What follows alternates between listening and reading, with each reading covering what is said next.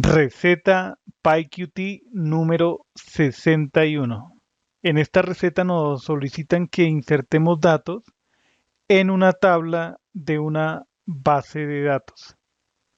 Esta es la primera parte. Aquí haremos una introducción para describir cuál es el problema que vamos a resolver.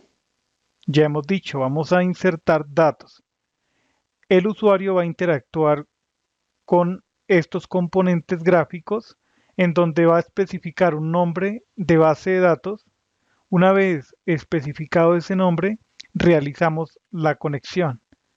La conexión eventualmente puede fallar, entonces se le va a informar con un mensaje de advertencia qué es lo que ha ocurrido.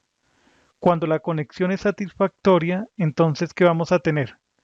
Generaremos un objeto conexión que va a servir para lo siguiente, para la segunda parte de la interfaz, en donde tenemos nombre tabla, ID y nombre.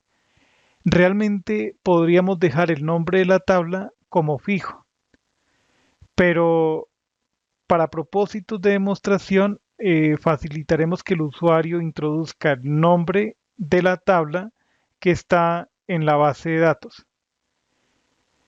En la base de datos que especificó en la parte de arriba, en la primera parte. Ok. Haremos una modificación a la base de datos que creamos en el ejercicio en la receta anterior.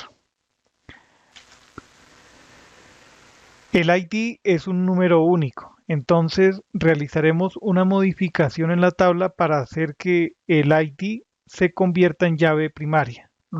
Luego también tendremos un nombre para el campo que está definido en la tabla que el usuario ha elegido. Evidentemente aquí los campos son fijos. Es para demostrar cómo hacer la inserción a través de una interfaz gráfica en donde el usuario provee los datos y el código Python necesario para responder a esa interacción, a esa entrada de datos que hace el usuario. Entonces no nos vamos a preocupar por ciertos detalles porque el foco de esta receta es hacer inserción de datos.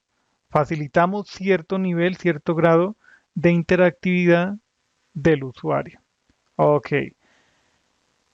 En la siguiente parte construiremos la interfaz gráfica en Qt Designer.